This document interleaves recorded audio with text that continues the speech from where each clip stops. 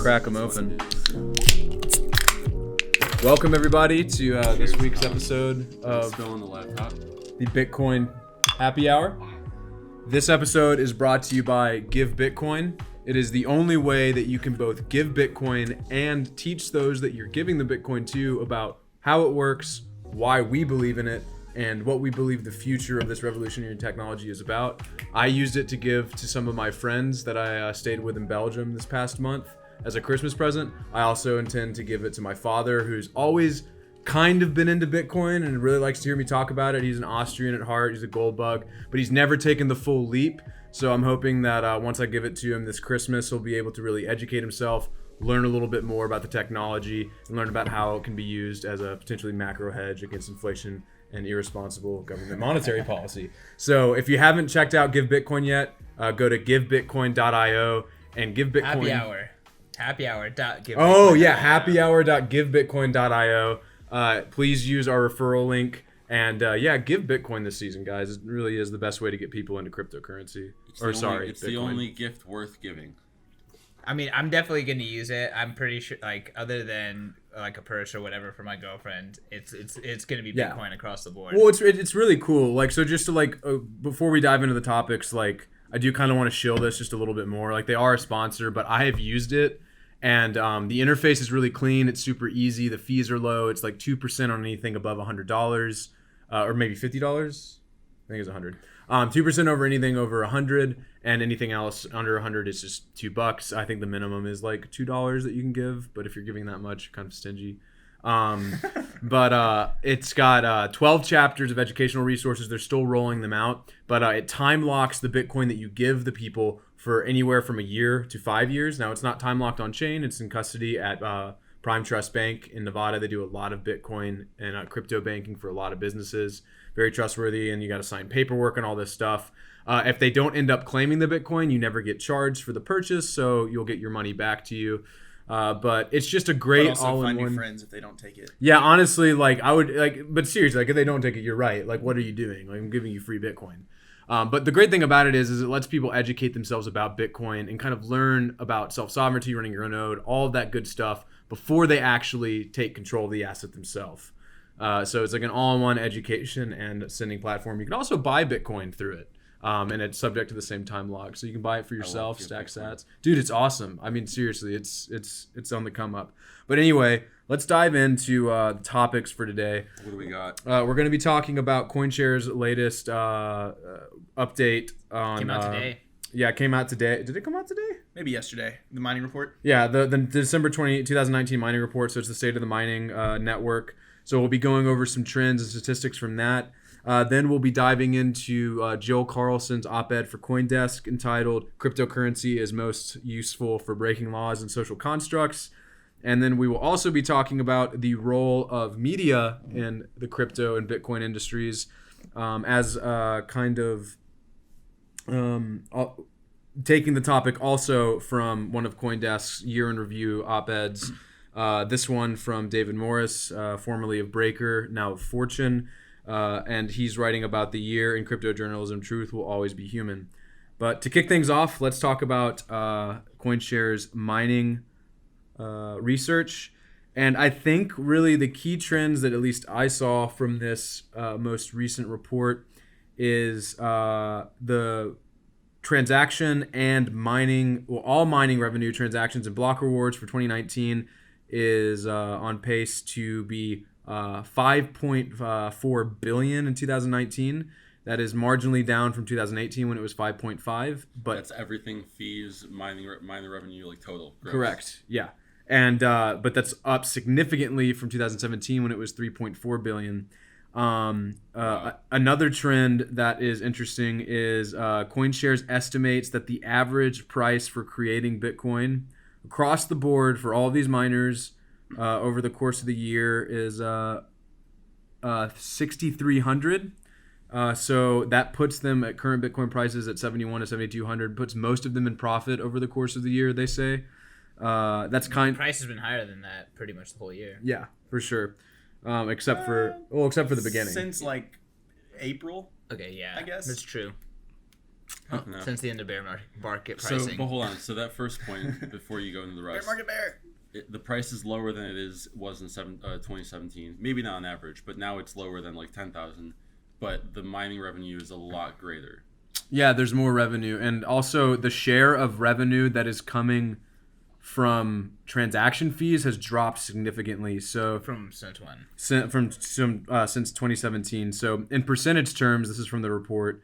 Quote, in percentage terms, this would correspond to a 3.2% fee to reward ratio for 2019, down from 5.2% in 2018, and a whopping 16.4% in 2017.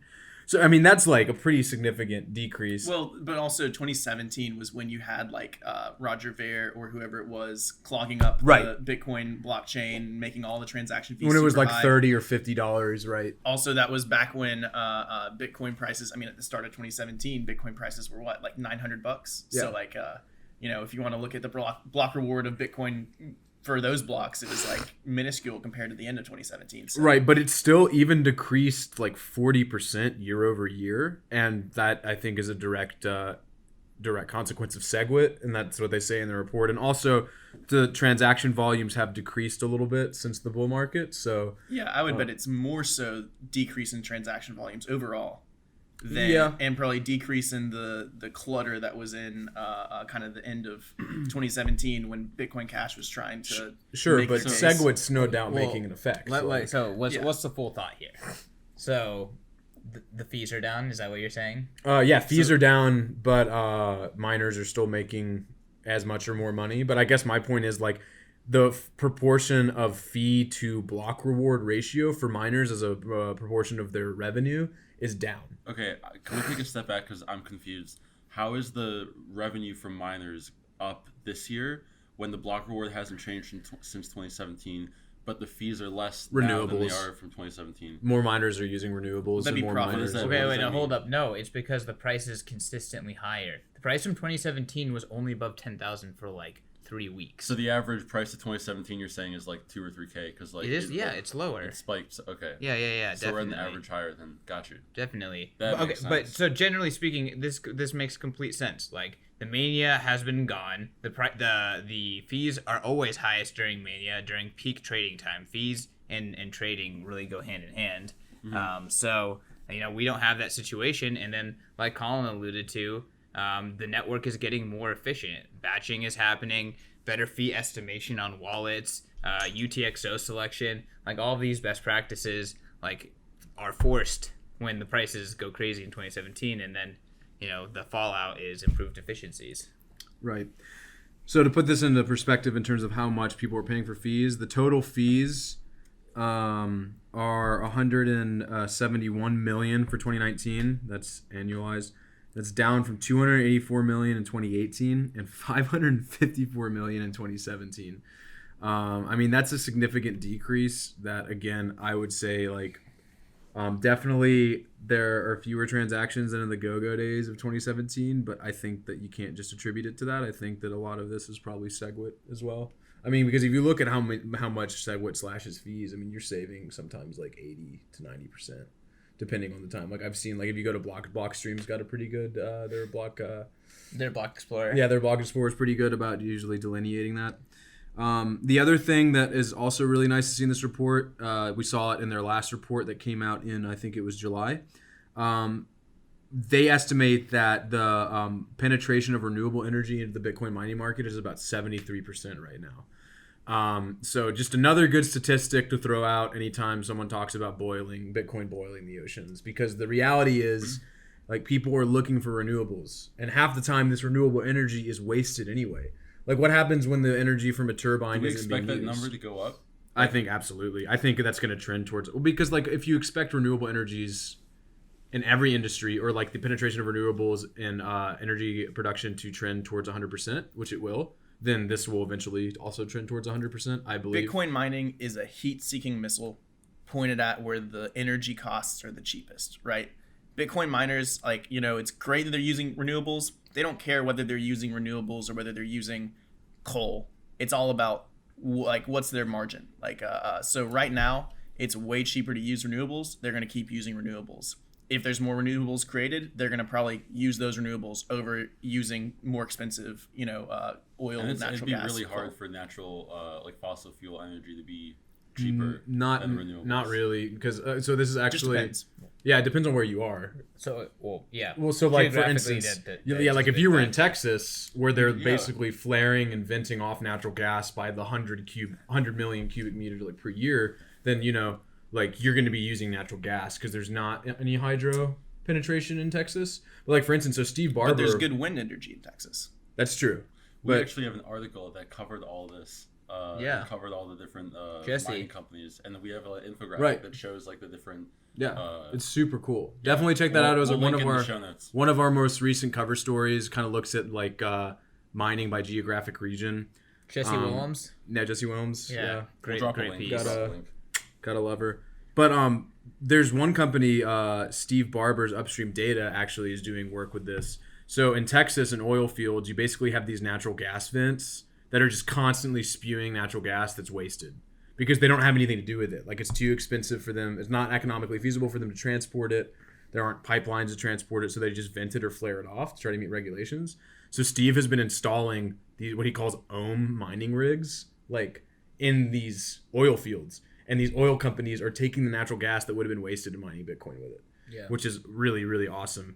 So Bitcoin's essentially like a synthetic battery. Like if you're Correct. wasting energy, you might as well save it in the Bitcoin network and mint Bitcoins. Bitcoin mining is a battery. It's a good way to think about it. Oh, it's one of the coolest things. It's like modern day alchemy. It's like you're literally taking energy and making it digital gold. And of course, we think it's digital gold because we're all indoctrinated. But like, it is like you're basically you're taking one resource and turning it into another, and that's fast. But we do that in other ways. Like power companies will take excess power when the grid's already saturated and they're producing too much. They'll use it to pump water up a hill. And then later on, Sure. while they decrease the amount of flow going through their system, they'll just let the water run back down the hill and use a little hydroelectric. Like there's other ways that you have. Try to capture Right, but it. yeah, but that's like just capturing energy from energy. Like with Right. Bitcoin, you're capturing, like you're taking energy and you're creating, Well, you're storing that energy. like you're creating value. And you're creating value by engraving like making a transaction impossible to double spend.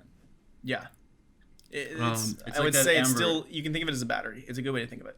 Also, like that amber analogy, like that Nick Szabo used, where yeah. it's just layers on layers, and like the Well, that's the deeper it proof is- of work. That's the proof. That's how Bitcoin creates finality, right? Right. Oh, wait, just a quick thought. Like a lot of people talk about, is Bitcoin mining using renewable energy? I would even go as far as argue that Bitcoin mining will make renewable energy more viable for everyone else to use it. Because now, if you have this renewable energy that is always on, it might not be, and it might be too far away for civilization to capture it, or it might be too difficult to justify, building the dam there because you're not going to capture enough revenue from just just from nighttime activity from the local town.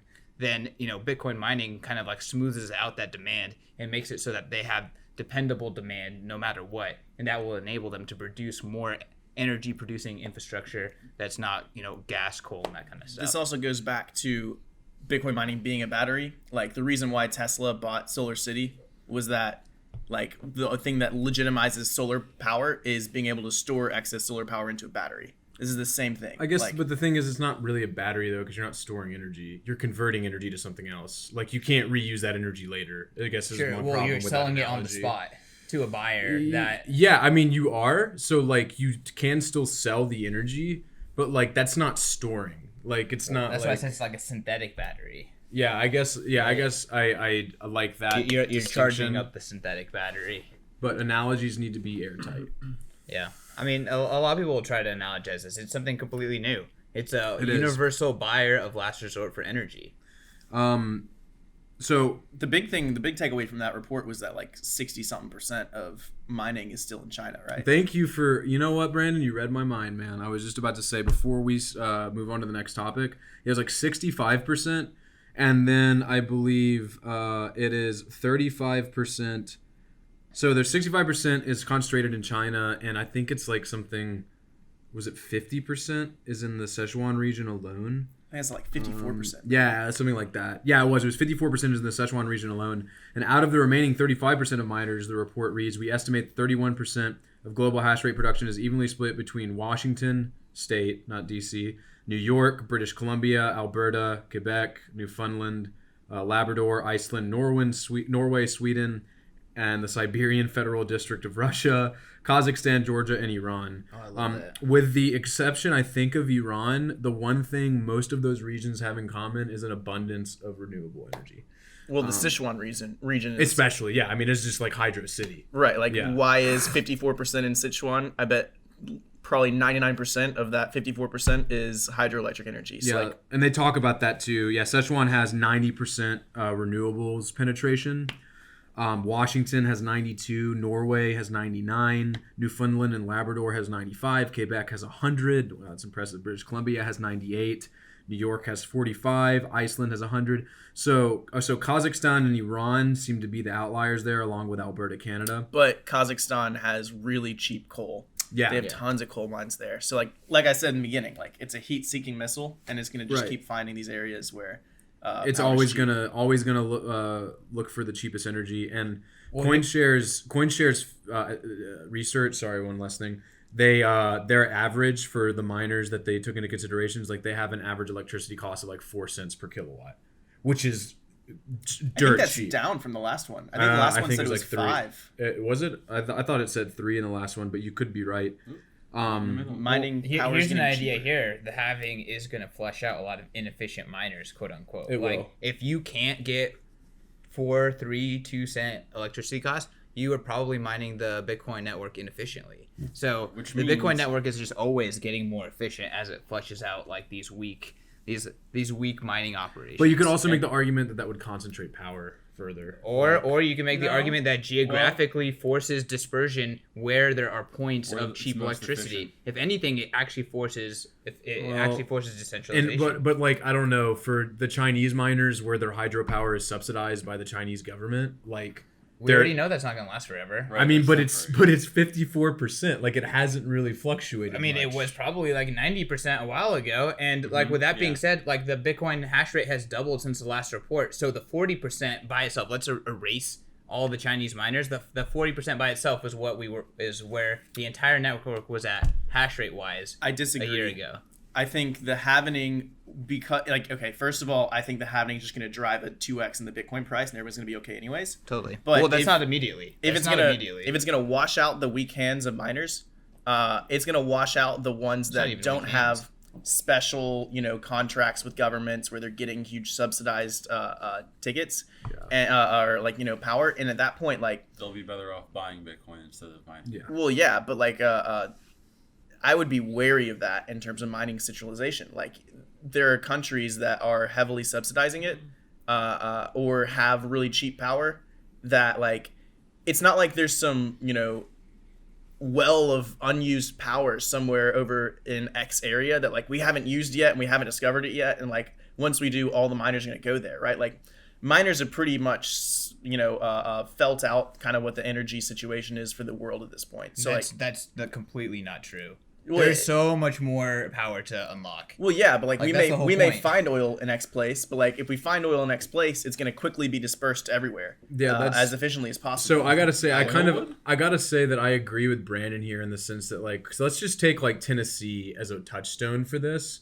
Tennessee doesn't have much renewable energy, but We got hydroelectric. We got hydroelectric, right? But yet the average electricity cost in Tennessee is still 12 to 14 cents per kilowatt hour. So like, there's no way, you will never be commercially viable in Tennessee unless the Tennessee government decides to give you a special deal on the electricity. Right, which- So unless you see stuff like that happening, but again, I'm skeptical that that will happen at the same rate that we need it to really distribute the mining hash rate, because ultimately, It's not going to happen anymore. They can't. Also- do it. Let's let him finish. well, his just thought. because Don't interrupt. China still, like, the Sichuan region still provides like, it's like 2 cents on the kilowatt hour for energy. There's a lot of places that are super competitive, though. cheap. Yeah, it There is are a super lot of cheap. places that are super competitive with that. Though. The thing that I'll also pull out there is that Tennessee has something called the TVA, which is like the largest power supplier in the entire U.S.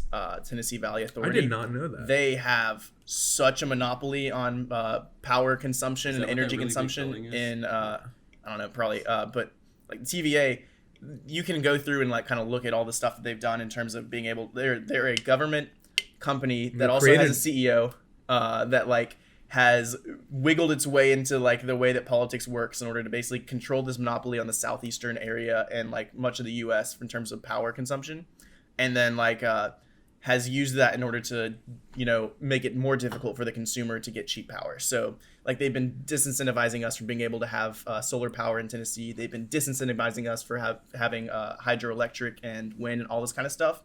This is another thing I'm talking about. The countries where they don't do this, the countries where they are incentivizing people to come mine, those are going to centralize mining there.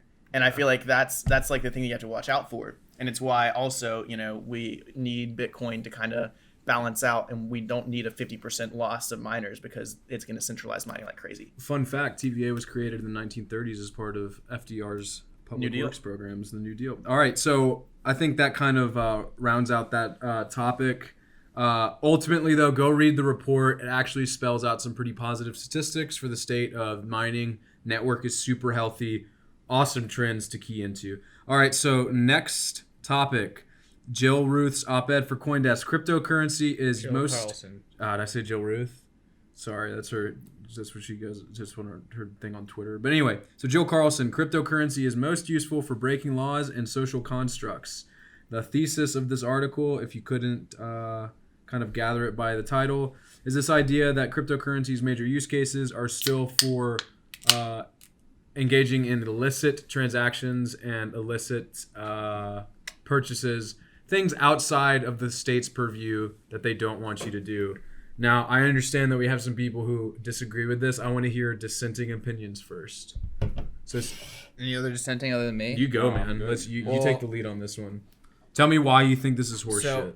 It's not that I don't think that she is directionally correct. I just think it's like, why would you frame it like this? It's like you are saying, hey, instead of saying that that Bitcoin is young it's like instead of saying something from like a positive slant, she's like purposely trying to slant it poorly. Like, yes, Bitcoin creates a separate world that doesn't give a shit about the rules of the current system. Like, yes, that's true. That can be useful for breaking the law, but it can also be useful for doing things that have nothing to do with breaking the law, like escape inflation. Like, for a lot of people, escaping inflation is not illegal. Me escaping inflation in the United States today with Bitcoin is 100% legal, and I would argue that there's a massive need and utility for that. And that is not illegal at all. But yes, it's because it operates outside of the existing system. So she could frame it as it's useful for breaking the law, but that's just poor PR and trying to get clicks or something. So it's not actually true. You would push back against this sentence: by design, cryptocurrency does not solve mainstream problems. Yeah, of course it does. Of course it solves mainstream problems. I think running away from inflation is a mainstream problem. Yeah, I would. So my take on this is like, first and foremost, what she says is like the most edgy way of putting like Bitcoin as a revolution I've ever heard. But what she's saying is Bitcoin's a revolution, right? Like revolutions push social constructs and legality. That's what a revolution's about.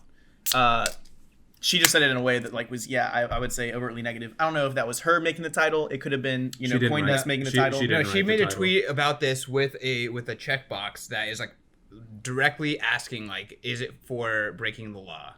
And she's like, yes, it is. So well, it can be. Like, it's just not. It's not its main goal, I don't think. Well, what's important, I think, to like keep in mind is that ultimately, like, we're here for a revolution. Like, this is a new technology that's going to change lots of social constructs and lots of laws. Like, it has to. It's part of like the whole point of it. And so that's not a bad thing. That's a really good thing because it ends up helping everyone in the end. What we don't need to do though is we don't need to like throw out things that are gonna make other people who are just like passing by like turn around and be like, oh, that's like a crime, like they're trying to do crime over here. Like, I get your point. Like our goal is not to ostracize the people who aren't part of the system or like aren't part of our system.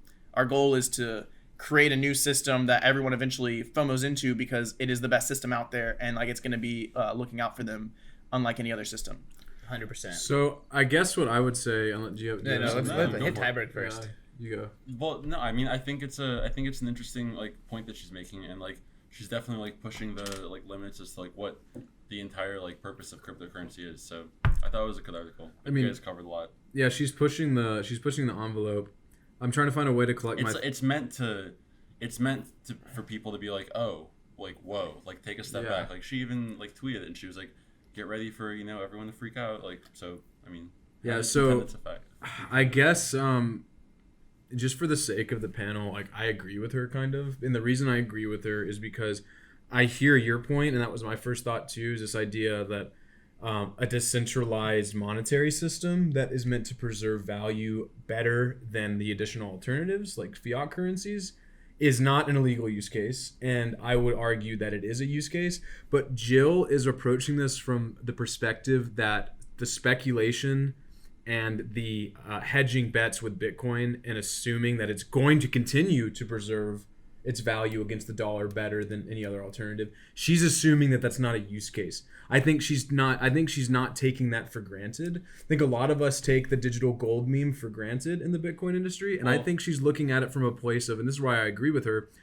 Bitcoin's proven use case as a permissionless, censorship-resistant form of money has been tried and tested in multiple countries around the world, and it has been used to store value that would otherwise, and to conduct transactions like on the Silk Road and in the black market in Venezuela that would otherwise be illegal under certain regimes. It's still very young though, and to be frank, while it has performed better than any other asset over the past 10 years, we don't know if it's going to be around in another 10 years. We think it is, and I hope it is. I believe it will be, but it needs to be a little bit older, I think, until we can say, all right, this is a hedge against inflation. So let me just like chime in really quick.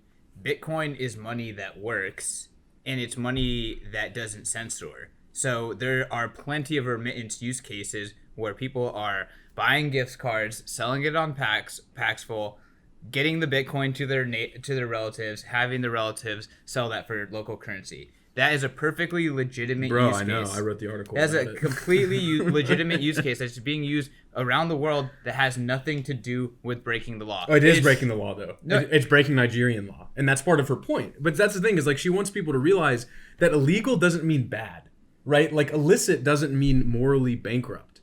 Like, it's just, like, she's right in the sense that saying, like, most of what Bitcoin is used for and around the world as a legitimate means of exchange, like, it is being used to circumvent government sanctions, laws, all of these things. So, like, it absolutely is being used to break the law, but it doesn't mean that those laws are good or that they're that they're just good laws. I'm not like, we could get into a whole sadist or whatever argument, but what I'm trying to say is that, again, like, people using this asset for whatever reason, like, to say that it is strictly about breaking the law, I think is dishonest, because it's not strictly about breaking the law. It is about using an alternative system. And if that alternative system enables you to break the law, that is a property of it, but that is not the primary use case. And I would say that there are plenty of hard-working people that they just need to use this system. They have no other system that is accessible to them.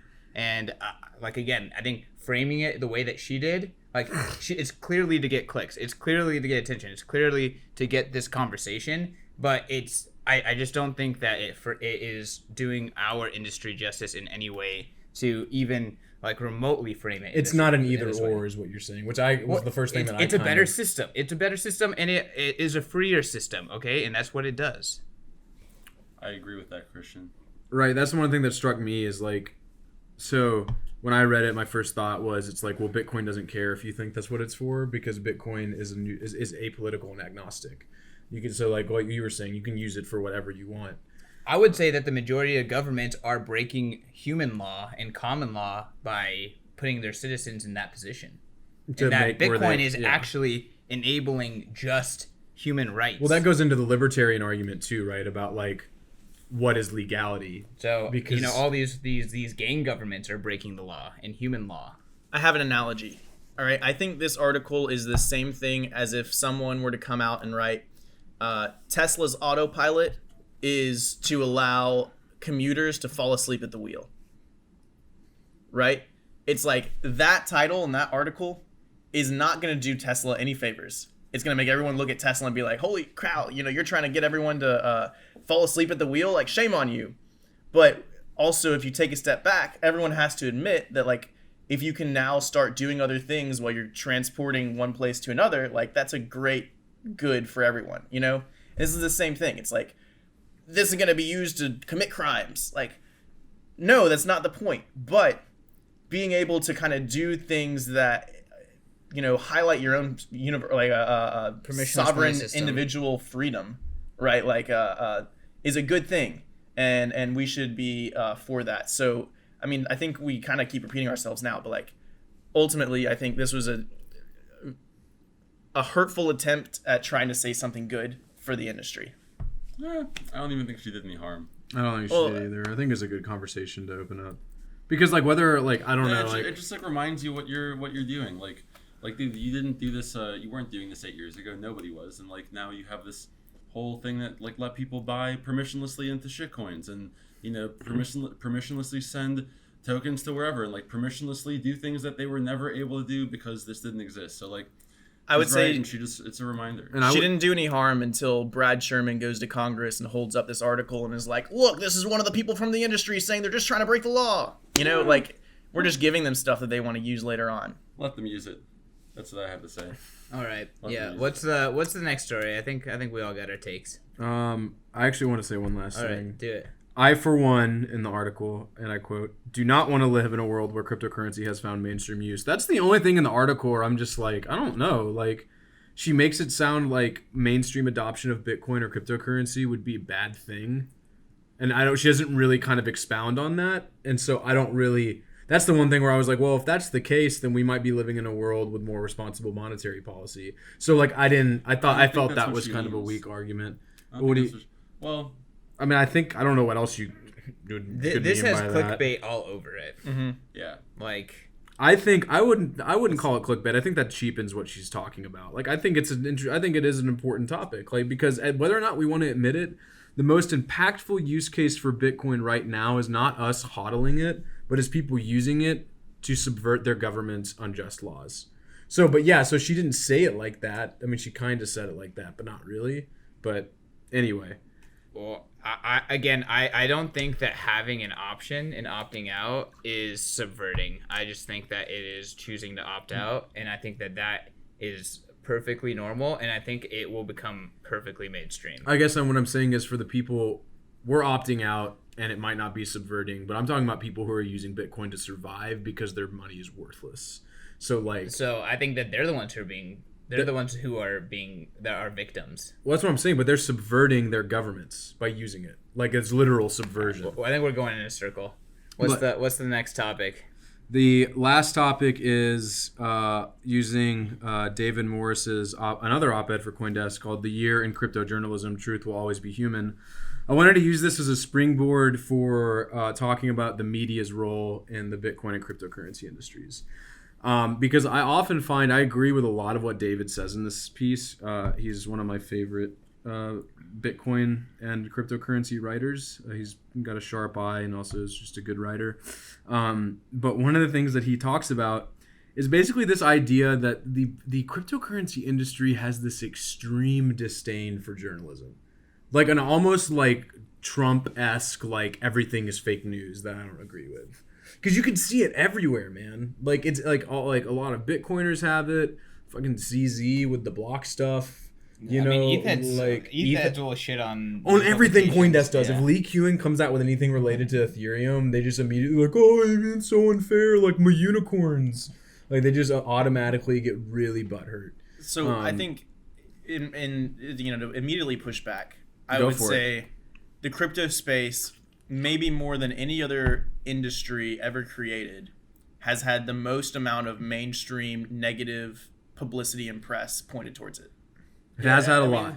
It absolutely has a lot. And I think that creates like an industry that's media averse. It's like, if you want to add your voice to why this whole thing is not going to work, join the club. 900 plus outlets have already said that Bitcoin is dead, and you can see the gravestone, right? Like, there is a fatigue around the negative news around Bitcoin. Like, you could fund and establish an entire outlet that only covers all the different scams that have happened in this space day to day and all the damage that they've done. Would be and a great podcast. It would be. I mean, like, you know, maybe we'll keep that in the back of our heads. But like, I think people are just so like, people in this space don't want to hear another story about why Bitcoin's gonna fail or why it's. But it's bad not even just or why about stuff like that, though. Okay, I don't think it's either. But I of think those that's a foundational layer. I don't Everything think- is I don't built think up it's- from Wait, that. hang on, Wait, go. Tyber, go. Go for it. Thank you. I think that the foundational layer, like the fundamental, like the base layer, is that cryptocurrency and Bitcoin and like just whatever cryptocurrency, to like understand it, like to really understand it, which I don't think any of us like really do, is to understand so many different like complex subjects like economics, monetary policy, but then cryptography, computer science, and all these different things, like that big diagram that shows all these different things you have to know. And so I think that like humans and just like people in general, humans, wow, have a tendency to like to talk about things that are really complex in a simple way because it makes them like maybe not feel better about themselves, but like feel like they have like a better grasp on something. And so I'm not pointing at us, but I mean like this is applicable to anything that's really complex. Like there's that one saying, I forgot, or phrase that like if you can simplify something really easily, like a complex subject, and make it simple, it's not like that's not a truthful statement if you can do that. And so basically, like, because it's such a complex topic and whatnot, like journalism jumps onto this because they're able to make all these claims, because at the surface it sounds like you can expound anywhere and like run with it because it's all so like basically what you're saying is it's so complex and there's so many layers to it that you can take one thing, run with it, and just do surface level analysis, and then you can print the story and then it's out there. And that's why people don't like it, because it's treating a very complex subject in a very shallow way. That's 90% of it, and then 10%, which maybe you might think this is the greater part, but the other part of it is that the people that read it don't, the majority, they don't understand. This is why the actual industry thinks it's all bullshit, and that's why like this dude, I'm actually not sure what his point is. I haven't read this article yet, but that's why like people have such a problem with the crypto industry, is because 99.9% of it will read it.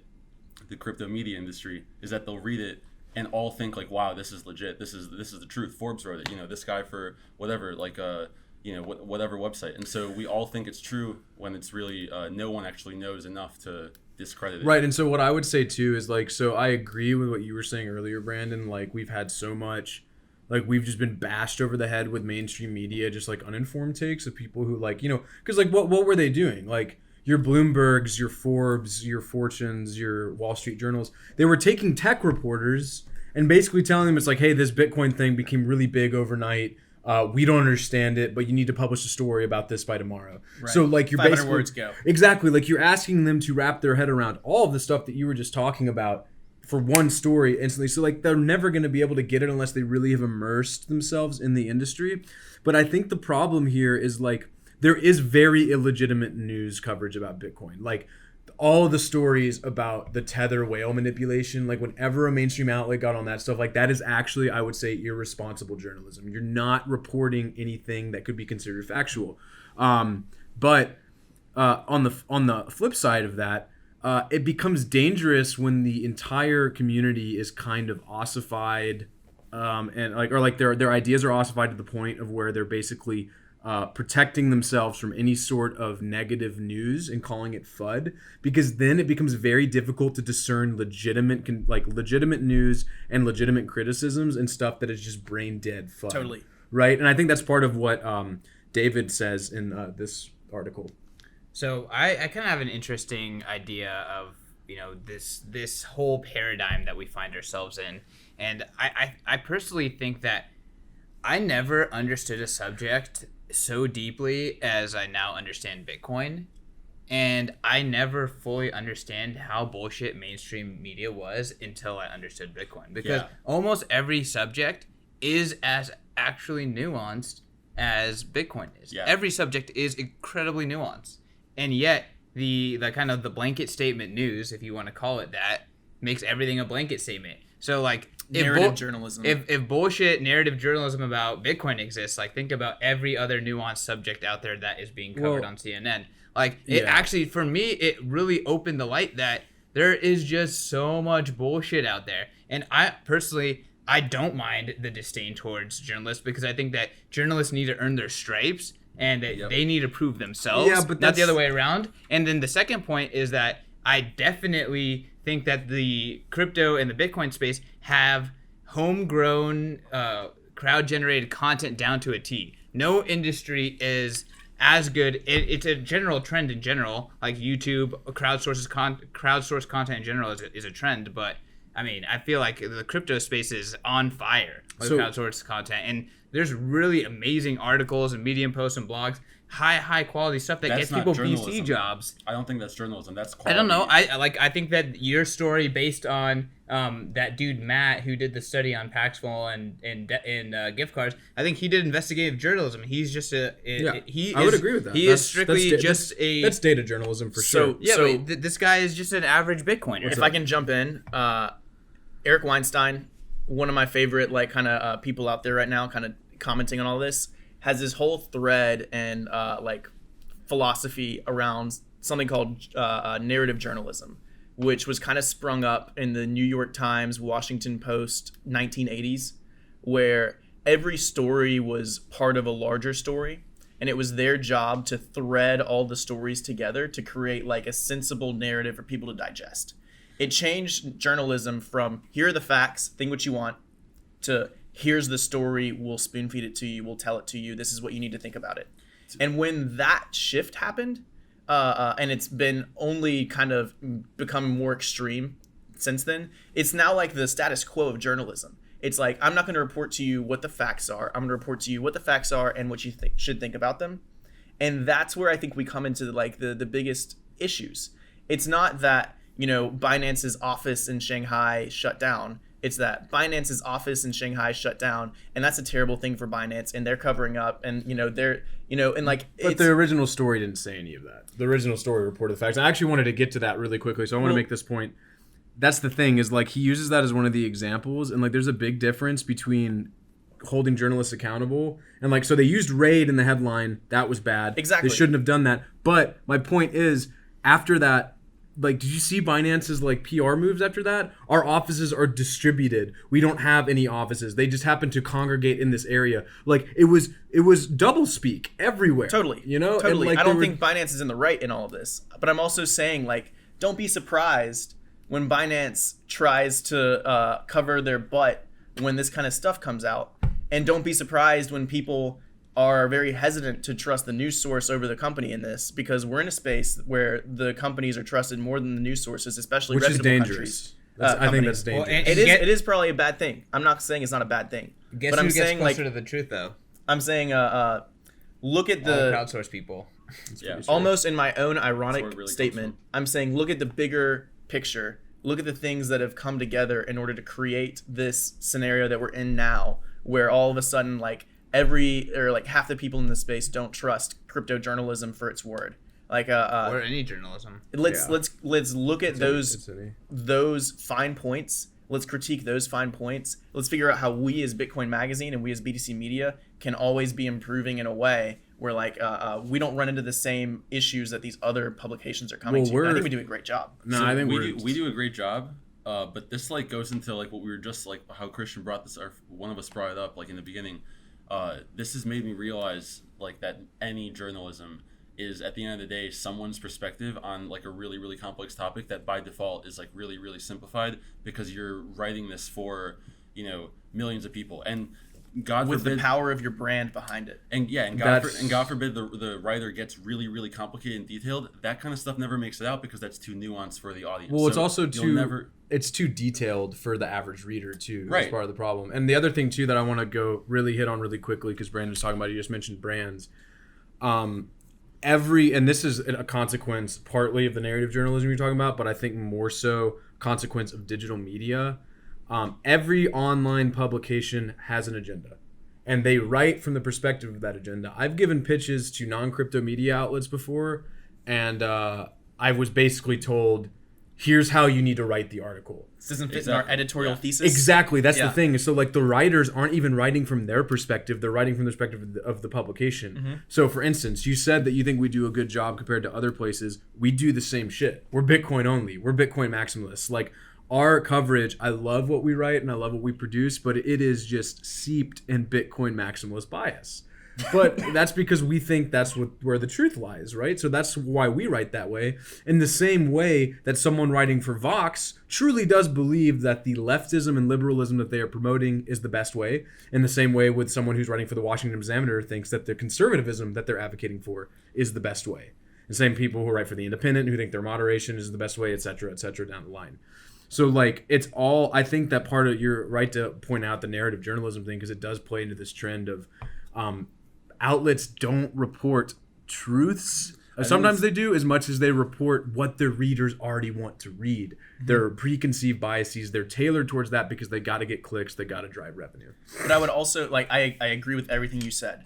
I would say, and not trying to, like, pat ourselves in the back, but we almost always get the facts right in our stories, and we almost always will not go any further than what the facts are. Like, we're not jumping to these logical conclusions. I would agree we're with not that. saying this is what the real story is. But when we're trying to just say this is the things that have happened, and like here's the context, and you know we kind of push it out that way. And like you can look at some of our coverage around, you know, the Tether and Bitfinex stuff and how we treated those stories versus how the greater industry at large treated those stories. Right. You can look at, you know, the hash wars and the forks and all that. Like, I'm not trying to say that we've done it totally right, but I'm saying like there's a better way to do it than how the majority of outlets do it, and not just in our space, but in media in general. And I'm saying like we're the first, you know, put a circle around us and call us a group, right? Like as crypto people, like we're the first ones to be so unfairly treated by journalists and like the media industry at large. We're not going to be the last. And this is like a shift towards that mindset. First, yeah. Maybe we're not the first in like in terms of, yeah, you know, you can say, you know, We're far from the first. I think it's every far right, far left, but I'm saying as an industry at least. As like maybe not as a group of people, as an At least industry. right now, we're definitely one of the more maligned industries. No, I think that's a product of us being in our own industry, and of course, every industry probably thinks it's about their own industry. So I disagree with that. But yeah. But how many Bitcoiners are going to turn around in 5 years without any changes? Say, actually, I'm an avid New York Times reader. You know? Yeah, but I'm an avid Vox reader, even though Vox has called Bitcoin dead 30 times. Right? Like it pushes you away from trusting these sources. And if you're a source of like if you're a media source and you can't be trusted, you're not a media source. You're irrelevant. And like that's kind of the end. Yeah, of What's the last word? I mean, that is the last word. Okay, But if that's the last tiebreak. word, I want to throw out like some random question that like I think we should all answer. Let's make it simple this time though. What's your favorite Bitcoin company and why? Oh, all right. All right, can we do that? Let's go around. Oh man, what's my favorite Bitcoin company? Think about it. Like, just what's your favorite Bitcoin company? All right, I'm ready. as an This Go one's for it. easy. Unchained Capital, baby. Unchained's Unchained pretty is the sick. best. Unchained's I pretty sick. recently said that they're my favorite smart contract company, but they are just innovating on. Dude, David just got triggered. What are you saying? No, they're just innovating on multi-sig like no other. Yeah, they are. Like Caravan, Hermit, which is their way of managing signatures. Their normal product, which is collaborative custody, which is essentially you get 2 signatures to take out your funds, but if you want bank account like security, they will provide a multi-sig signature. Like, it is just a true Bitcoin financial company. They're investing in open source infrastructure. They're just kicking ass, hiring great people, building up an amazing team in Austin. I love them. I think mine's probably Coinmetrics. Okay. I love the data they publish. I think Nick Carter's realized cap for Money. measuring Bitcoin's actual market valuation is brilliant as opposed to market cap. Like, I just think they're always coming out with some really cool nuanced data. So, I mean, I love seeing what they publish. Yeah. Love it. I'll go edgy on mine. I'll say Bitfinex. Okay. I think they've had to jump through more difficult hoops in order to continue to be a Bitcoin company than any other Bitcoin company out there. And like they've had the most pressure from outside to change everything they're doing and collapse. And like they're staying strong. And we should all be looking at Bitfinex as like a FUD repellent. Yeah, and I'm not even saying everything that's FUD against them is false. I'm just saying like, you know, if you look at everything that they've taken on in the face good for them. And Tether is a huge raging success. Yeah, and it's definitely a product that it's like a necessary. It's helped Bitcoin. Mine would have to be. And I'm surprised nobody's. I mean, honestly, there's so many good companies, but Square Crypto, hands down, have to mention them. Pretty cool. They've done like some really cool things that I don't think a Bitcoin company has done before. And it's also partially because they're part of like the regular, they're a regular company that like got into Bitcoin because of their love for it. But them funding that developer, I think they announced that yesterday. That anonymous guy, Yeah, I'm not sure where he's based out of. Doesn't have a Twitter account. Yeah, the one that is on Twitter is a fan page. They're funding him so he can quit his job and work on Bitcoin full time. That's so cool.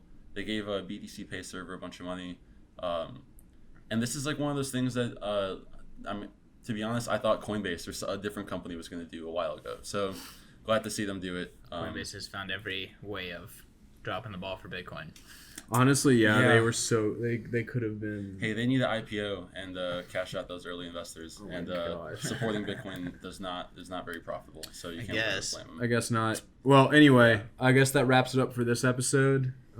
Should we all show our Twitters? Yeah, let's show our Twitter handles. Yeah, they'll be here. Yeah, come find me at Brandon_D_green.